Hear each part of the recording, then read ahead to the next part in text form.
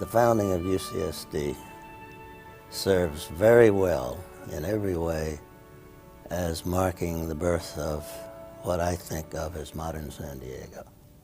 The transition from that Midwestern Southern cul-de-sac into a city of some renown academically, notoriety, because of the university, and particularly because of the great spin-off from the campus of what now, 200 or 300 institutions, businesses, research labs that have been directly related to and had their origins in the campus.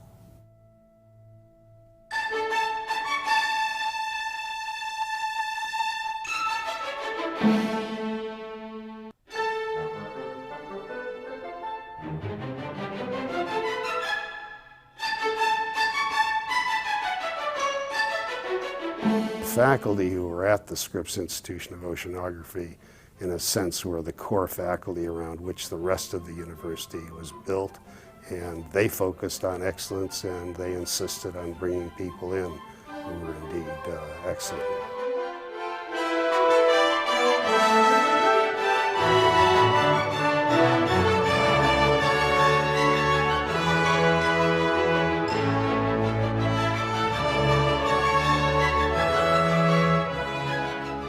There were very few people here. I mean, UCSD had hardly started. It was all down here at Scripps.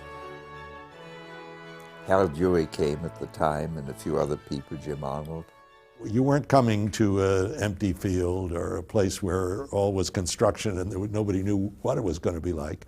You were coming to a place where you could talk to people like Walter Monk, to people like Fred Speaks, people who were already very, very well-established investigators. Unquestionably, the top attraction was Roger Revelle himself. The more I saw him, the more impressed I was. I had been at places, particularly the University of Chicago, where I knew Nobel laureates and know all sorts of famous people. And it was obvious to me that Roger belonged in that circle.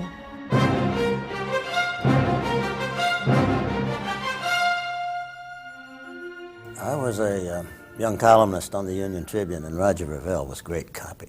He was tall and fearless and quite different from the run-of-the-mill San Diegan of that era. Roger was director of Scripps Institution of Oceanography when I came to know him.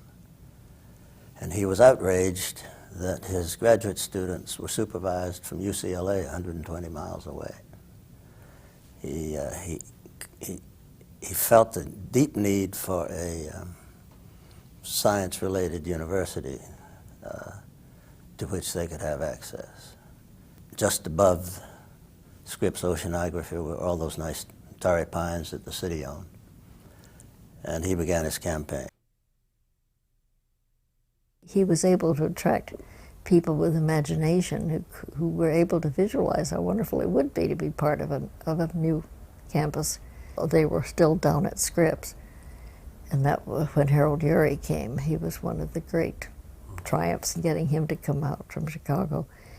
This was sort of the nucleus before the thought of the whole undergraduate campus and graduate campus came, that there was this group who were not oceanographers, but who had offices at Scripps.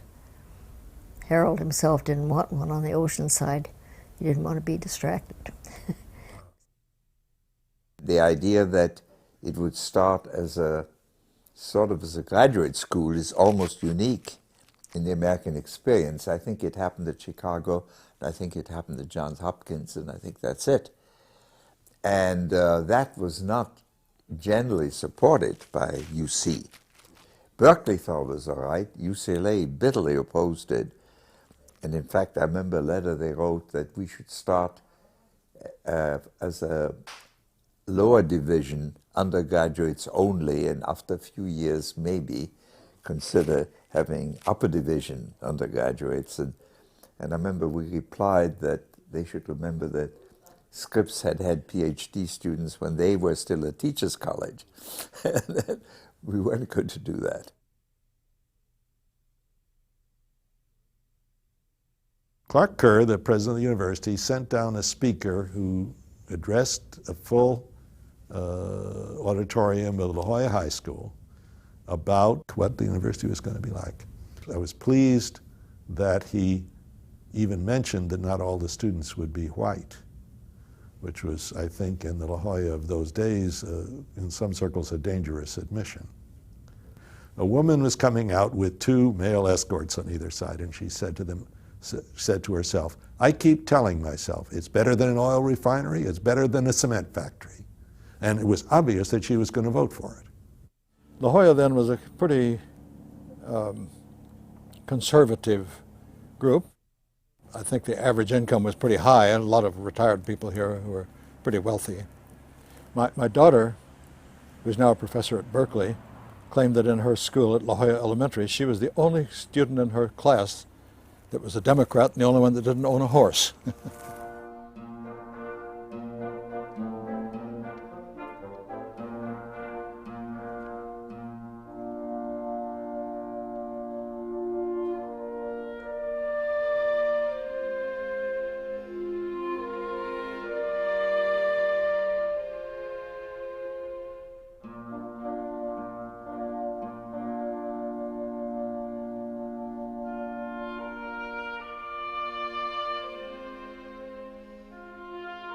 It was sort of taken for granted. Roger would be the first chancellor. He had been chief campus administrator. He'd started things. He started recruiting. Then he ran afoul of Regent Pauley, who was chairman, Board of Regents, and President Kerr decided that it wouldn't be possible to get him to be chancellor and suggested we ask Herb York.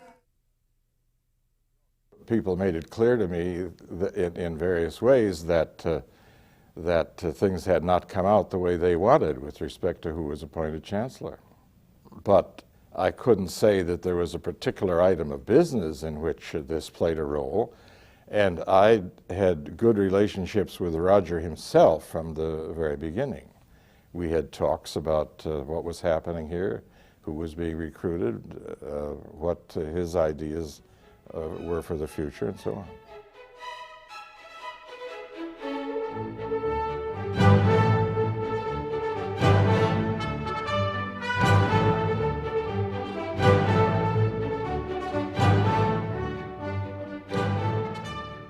One of the issues when I arrived here in 1961 was the still unresolved matter, or only partially resolved matter, of building a general campus modeled after Berkeley, or a much narrower institution modeled after Caltech, perhaps even a Caltech without any undergraduates. And what was underway here was building what was called a School of Science and Engineering, and that was modeled more closely after Caltech. As Roger said, build the roof first and then the rest of the building. And that was the idea. Recruit first-class faculty with PhD programs going into place immediately, and then undergraduate programs coming along in a few years after the key departments are established. And there are lots of reasons why that was right, and although it was completely novel as far as I know, and it was done. The one place where the interests of Clark Kerr and Roger Revelle and the others already here coincided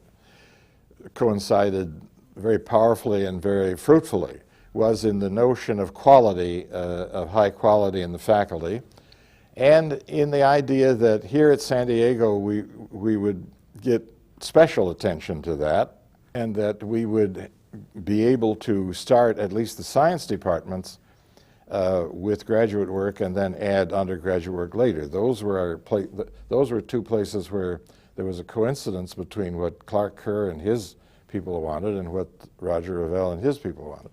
And that was a very important part of getting us started, played a very important role in making us not merely another first-class campus of the University of California, but a first-class, but gave us the exceptional national status that we have. Some people thought that the town would be totally spoiled. There'd be all these rowdy students, and that it would be just making the town grow so that it wouldn't be nice anymore. But I've always felt that you can't blame the tall buildings along Prospect Street on the university. And the town certainly has changed a great deal. A lot of it I don't like at all, including those tall buildings. But I don't really think they can be blamed on the campus, and it certainly brought such interesting people here. I had gotten a fellowship in my home country, Germany, which insisted on sending the fellows abroad for a year to broaden their horizon, basically to any professor they would like to choose, which would help the education of the individual. And so I chose a Professor Helmut Röhrl in the University of Minnesota in Minneapolis, who enthusiastically wrote back that yes, he very much would like to have me as a student, except for one thing, that he and much of his department were on their way to a brand new campus, which he described as UCLJ, or perhaps UCSD. And so I heard that and went to an atlas, which is actually a correct an anecdote, and looked all over Florida for San Diego and couldn't find it. And after a while I realized my mistake and was on my way to San Diego, into a university which I believe in those days had 160 undergraduates and 160 graduate students. And I arrived in January of 1965, second half of the first full operational year for undergraduate education, as a graduate student, as a teaching assistant in this university. And needless to say, I realized very, very fast that this was an incredible, unusual opportunity of having a high-class faculty, highest-class faculty, with barely any students around. I really was doing basic reporting on something that hadn't happened. Everything from the arrival of John Galbraith as chancellor, just a basic interview of who this man was, the finishing of what is now Galbraith Hall, which was the first library. The fact there were no traditions, there were no alums. It was really a blank slate. I was a student here from 1966 to 70, so I was the third graduating class. And when I got here in the fall of 1966, there were fewer students here than in my high school, Point Loma High School. I think about 2,200 students. One thing that was interesting was about 2/3 of them were men. So dating was very difficult. You couldn't find anybody to take out, and if you did, they'd rather be in the library doing studies than to go out on a date. So it was a completely different social scene in 1966. Of course, the campus itself was a lot smaller than it is today. Everything revolved around Revelle College. Muir and all the other colleges were in the distance. And we knew each other. The students and the faculty were very close. You'd run into faculty members all the time on the quad in Revelle Plaza. And it was a kind of a quiet, small college atmosphere at that time. One thing that's interesting about UCSD in those days was that it was really isolated from San Diego. It was not that easy to get from here to San Diego itself, downtown San Diego, or the attractions. So there were some students who went their entire 4 years at UCSD and never went to the San Diego Zoo, for example, or Balboa Park. They stayed up here in the campus. Access was difficult, public transportation was almost none. So if you got anywhere, you'd go down into La Jolla. And of course, many people remember that La Jolla was somewhat of two minds about welcoming UCSD within its ranks. I think the idea of just having lots of students, long-haired students, wander around their streets unnerved some of them.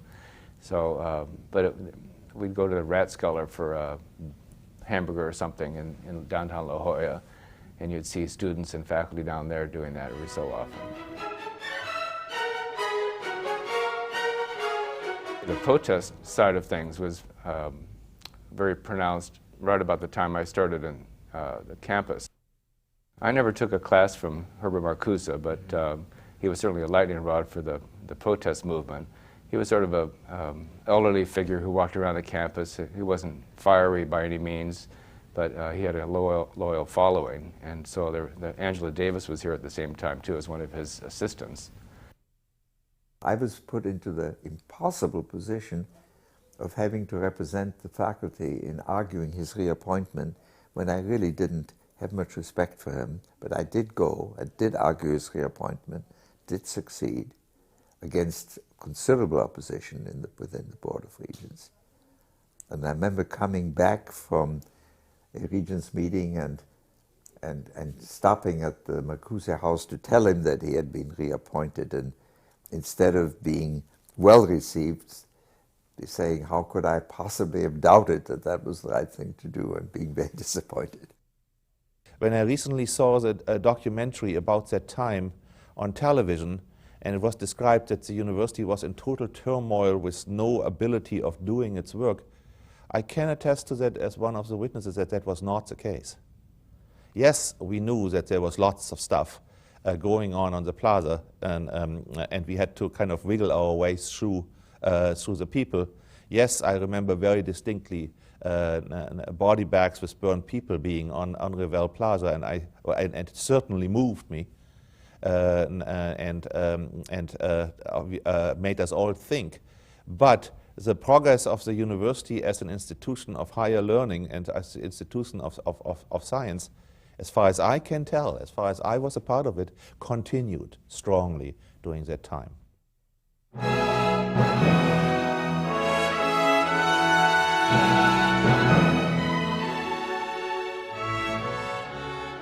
It's important to realize that we called the colleges 1, 2, and 3 before they had names.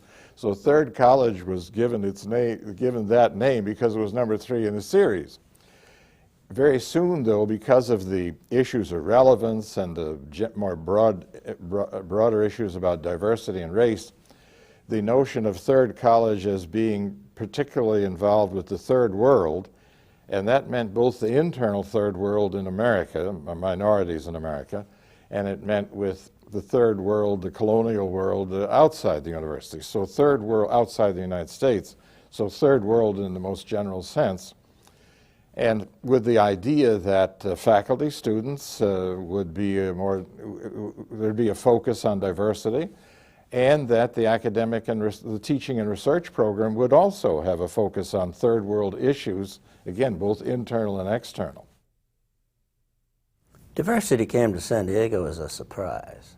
That suggests to me that there was not a whole lot of dialogue between campus and city about diversity in those decades, because it was not well understood at either place.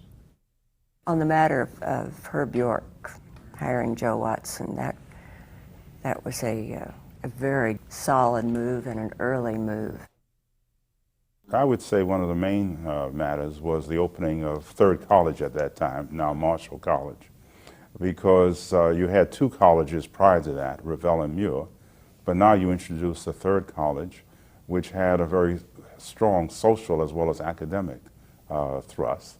So that changed the dynamic of the campus quite considerably, and in many respects brought, if you will, the civil rights movement onto the campus in a very explicit and central way. It was mainly a traditional college campus. By that I mean mainly Caucasian, that the students came from middle class and backgrounds in the main, very much comfortable in their futures and felt that they could engage social issues at the time, but still, once they decided to get down, do their academic work and graduate, they had a great future ahead of them. This was a college that was committed to non-traditional students. Did that also mean non-traditional faculty, non-traditional curricula? How do you mesh those things on a research campus in which the faculty were committed to bring in colleagues who had national research standing in terms of their scholarship? So those are a period of considerable tension.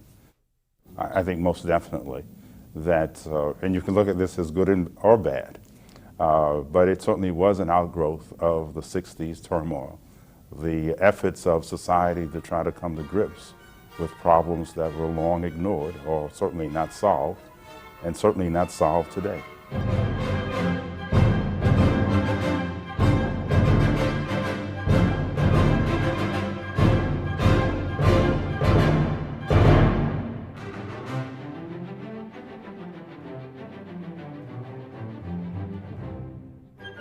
there were periods of heavy growth in the 80s, and then a flat period in the 90s, particularly when there was the budgetary problems in the state.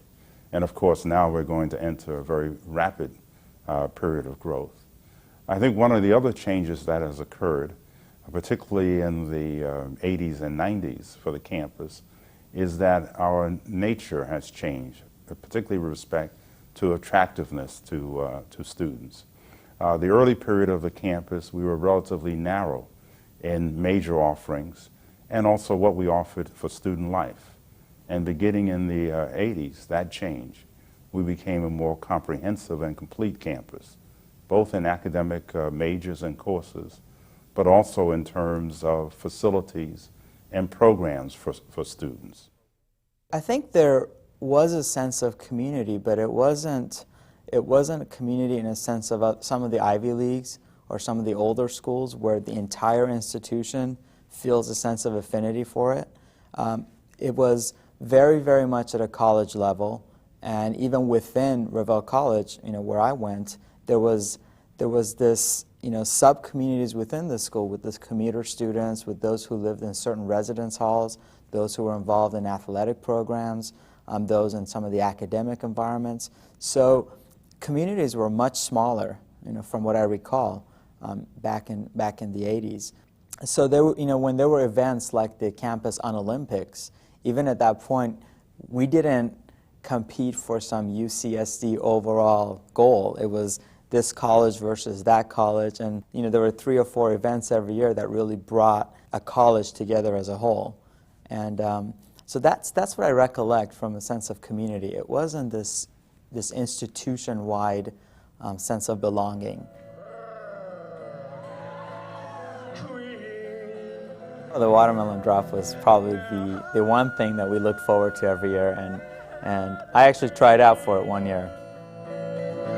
Make a wish with each watermelon seed. Didn't win, didn't become the watermelon queen, which is probably good in the long run.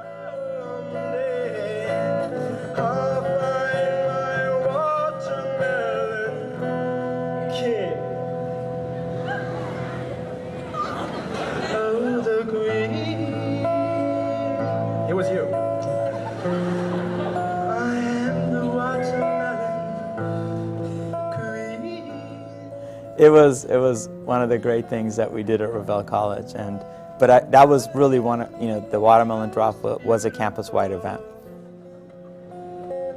Watermelon queen. All right, let's drop it! Now! Are you ready? On the count of 3, let's hear it. 1, 2, 3.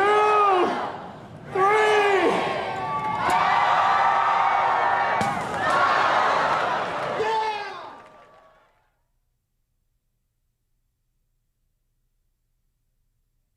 I would guess Dick Atkinson made a larger effort than most of his predecessors to get into the community and to bring the community into the campus.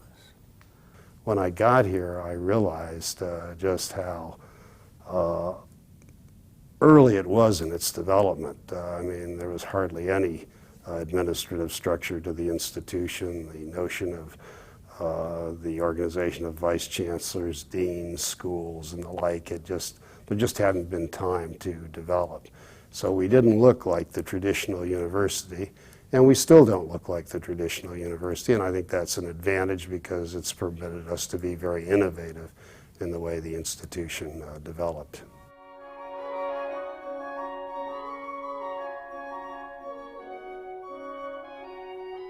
We all say in the Alumni Association that our diplomas get more valuable by the year because the students get better and better, and they kind of pull all of us up, the founders and the original classes up intellectually, because they're just outshining us. Every year we give the Alumni Association honors the best students and faculty and so on. It's incredible how brilliant and well-rounded the students are today. I would say most definitely Roger Revelle should be pleased with what has occurred, because the two principal objectives of the school, academic research excellence, has been achieved, as well as a focus on the quality and excellence of the undergraduate program and the quality of life for undergraduate students has also been achieved. I think there are goals and principles that can serve this campus well into the next century and after that.